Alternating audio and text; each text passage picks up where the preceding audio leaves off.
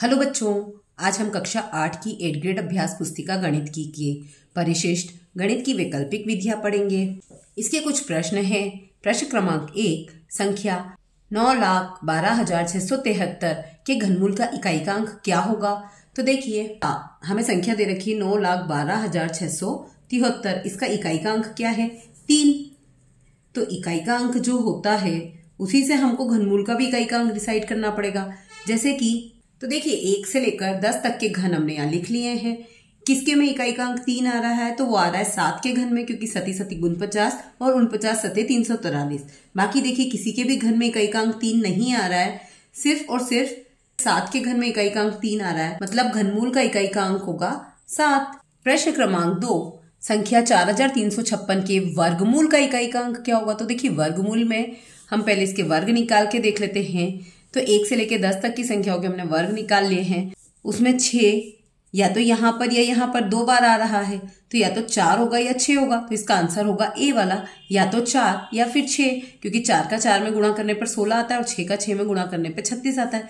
दोनों में इकाईकांक 6 आ रहा है। इसका मतलब 4356 के वर्गमूल के इकाईकांक या तो 4 होगा या फिर 6 होगा। प्रश्न क्रमांक 3, संख्या 7403 का बीजांक क्या होगा। देखिए, जो संख्या हमें दे रखी है उसके सभी अंकों को हम जोड़ लेते हैं तो क्या आ जाता है? 7 और 4 11, और 11 में 0 और 3 को जोड़ेंगे तो कितना हो जाएगा? 14। अब 14 में हम 1 और 4 को फिर से जोड़ लेंगे तो कितना हो जाएगा? 5। मतलब इसका बीजांक होगा 5। प्रश्न क्रमांक 4, स्वामी भारती कृष्ण तीर्थ का जन्म किस राज्य में हुआ था। तो इनका जन्म तमिलनाडु में हुआ था। प्रश्न क्रमांक 5, सबसे छोटी रामानुजन संख्या कौन सी है। तो 1729 जो है इसे हम रामानुजन संख्या कहते हैं, क्योंकि यह संख्या दो विषम संख्याओं के घन के योग के बराबर है, ऐसा रामानुजन जी ने ही बताया था। इसीलिए इस संख्या को रामानुजन संख्या कहा जाता है। प्रश्न क्रमांक 6, सूत्र एकाधिकेन पूर्वेण के प्रयोग से 85 का स्क्वायर या 85 का वर्ग का मान ज्ञात कीजिए। तो देखिए, 85 का वर्ग का मान ज्ञात करना है तो जो एकाधिकेन पूर्वेण है उसमें इकाई के अंकों का योग 10 होना चाहिए, जैसे 5 और 5 10, और आगे के जो दहाई के अंक है वो समान होने चाहिए। तो हम इसका एकाधिकेन पूर्वेण से मान ज्ञात कर सकते हैं। तो इसमें हम क्या करेंगे, जो ये 8 है इसको एक बार तो ऐसा का ऐसा, और दूसरा जो 8 है उसमें 1 जोड़कर मतलब उसको 9 बना दिया, इन दोनों का गुणा करा देंगे। और जो 5 5 है पीछे वाले, इनका गुणा एक साथ कर देंगे। एक बार मैं रफ में बता देती हूँ। जैसे कि 85 का स्क्वायर है तो इसको लिखेंगे हम 85 गुणित 85। तो ये जो 8 है इसको हम यहाँ लिख देते हैं, और ये जो 8 है इसमें 1 जोड़कर मतलब 9 को लिख देते हैं और यहाँ गुणा करा देते हैं।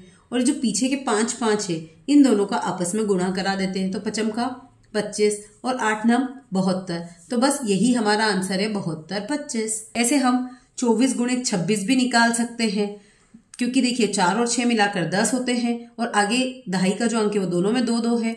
तो इसमें भी हम एकाधिकेन पूर्वेण लगा सकते हैं, जैसे कि 2 3 6 और 4 का 6 में गुणा कर सकते हैं। तो 3 दूनी 6 और 6 चौक 24। अब अगर आप 24 में 26 का गुणा करके देखोगे तब भी यही आंसर आएगा। ये देखिए, ये 624। तो एकाधिकेन पूर्वेण से हम उन्हीं संख्याओं के गुणा निकाल सकते हैं जिनके इकाई के अंकों का योग 10 होता है और जो दहाई के अंक होते हैं वह समान होते हैं। प्रश्न क्रमांक 7, सूत्र यावत ऊनम तावत ऊनी कृत्य वर्गम च योजियेत का प्रयोग कर 17 की घात 2 को एक पंक्ति में हल कीजिए। तो देखिए, इसमें विचलन कितना है? 17 किसके नजदीक है? 10 के नजदीक है। तो 10 से कितना ज्यादा है? 7 ज्यादा है, तो इसका विचलन कहलाएगा 7। अब जो संख्या का स्क्वायर निकालना होता है उसका फॉर्मूला होता है संख्या प्लस या माइनस में विचलन, और फिर प्लस और माइनस में विचलन का स्क्वायर, और बीच में जो ऑब्लिक है ये लगा देंगे। संख्या है हमारी 17 और विचलन है 7, प्लस का है क्योंकि 10 से 7 ज्यादा है, तो इन दोनों को हमने जोड़ दिया 24, और यहाँ विचलन का स्क्वायर मतलब 7 का स्क्वायर तो 49। अब हम क्या करेंगे, ये हमारे पास जो संख्या आई 24 49, बीच में इसके ऑब्लिक है, तो ये जो 4 है हमें इसका इकाईकांक ले लेना है 9, और 4 में 4 को जोड़कर 8, और आगे लिख देना है 2। तो देखिए, ये हो गया 289। ये हमारा आंसर आ गया है। प्रश्न क्रमांक 8, सूत्र एक न्यूनेन पूर्वेण के प्रयोग से 99 का स्क्वायर या वर्ग ज्ञात कीजिए। 99 का स्क्वायर है, इसको हम लिख देंगे 99 गुणित 99। अब 99 में से 1 घटा देंगे तो कितना आ जाएगा? 98, वो हम यहाँ लिख देंगे। अब जो 99 है उसमें से 98 घटा देंगे तो कितना आ जाएगा? 01, वो हम यहाँ लिख देंगे। बस यही हमारा आंसर है, 9801। 41 का वर्ग द्वंद योग विधि से ज्ञात कीजिए। तो देखिए समूह क्या बनेंगे, पहला समूह 4 का, फिर 41 और फिर 1।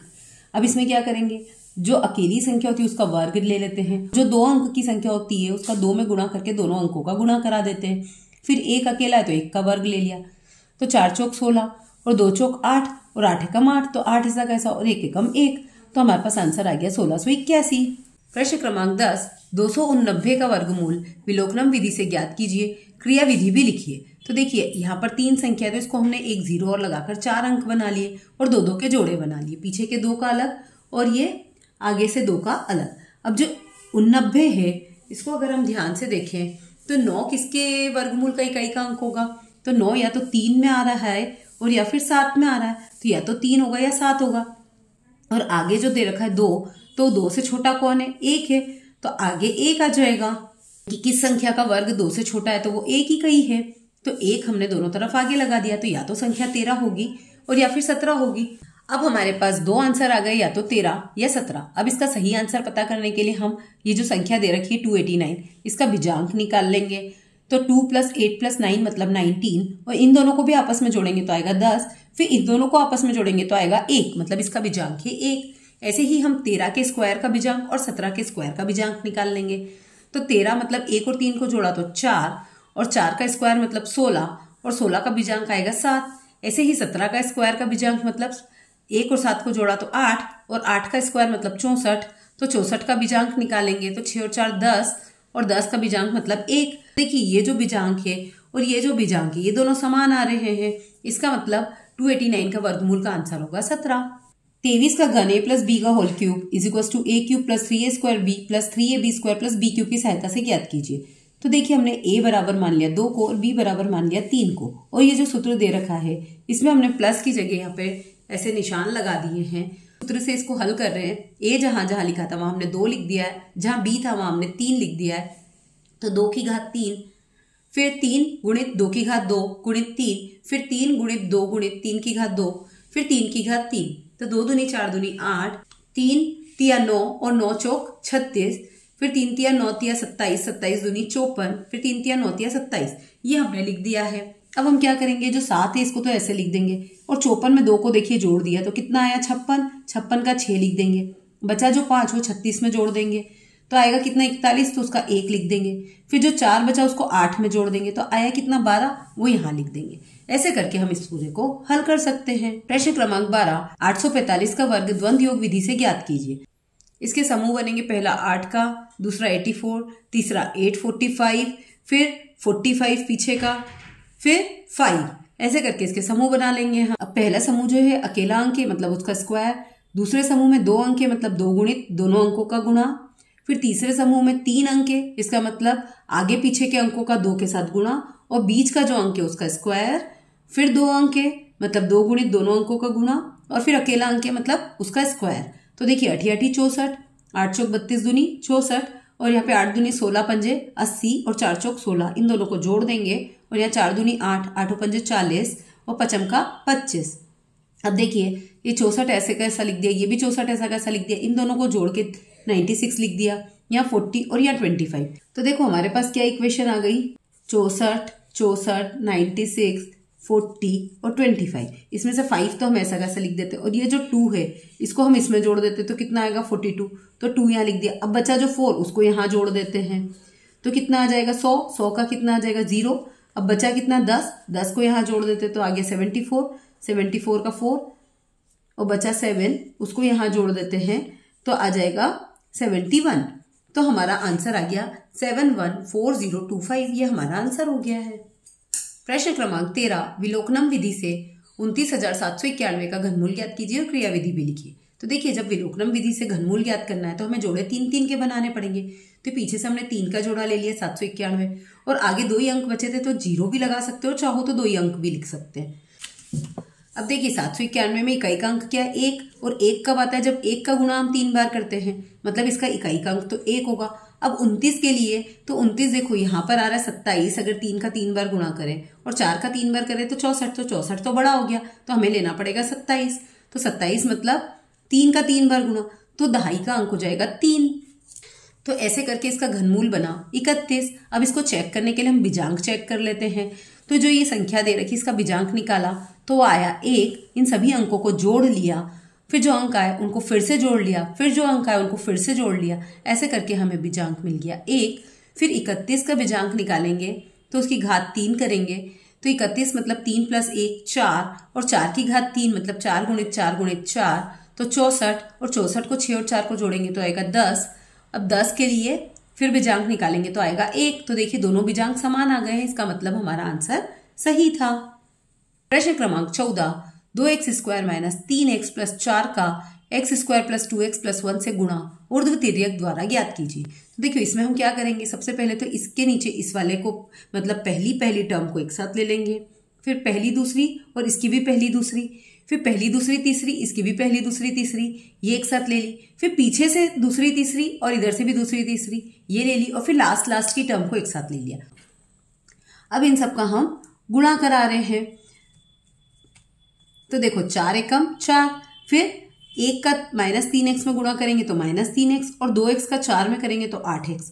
फिर इसका गुणा हम कैसे करेंगे, इन दोनों का गुणा करा दिया, फिर इसका गुणा इससे और इसका गुणा इससे, फिर इसका गुणा इससे, इसका गुणा इससे और इसका गुणा इससे, मतलब 1 का 2x² से करेंगे तो 2x² आ जाएगा। फिर 2x का 3x से करेंगे बीच में सीधा ऊपर की तरफ तो 2 × 3 = 6, और x का x में x² और माइनस का निशान आ जाएगा। फिर x² का 4 में करेंगे तो 4x² आ जाएगा।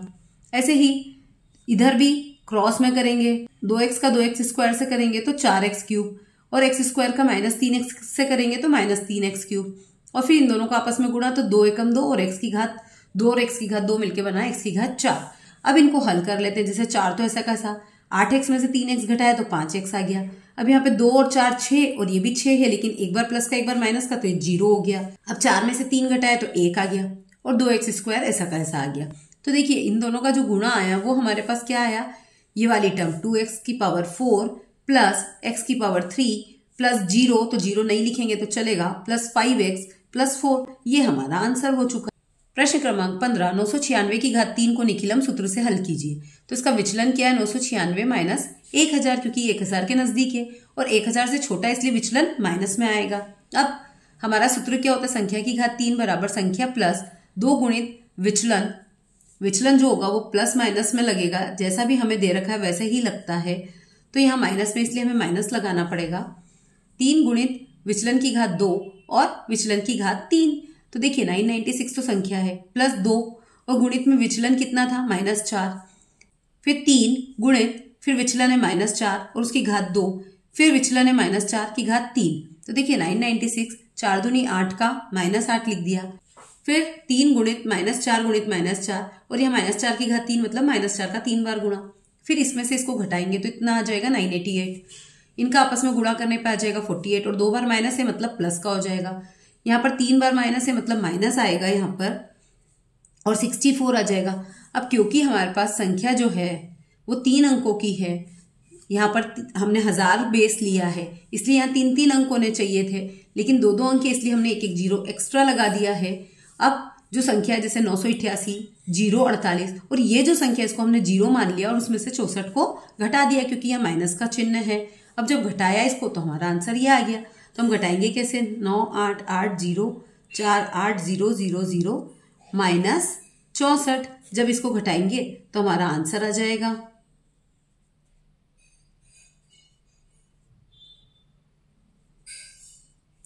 तो जब इसको घटाया तो हमारा आंसर ये आ गया, वो हमने यहाँ लिख दिया है।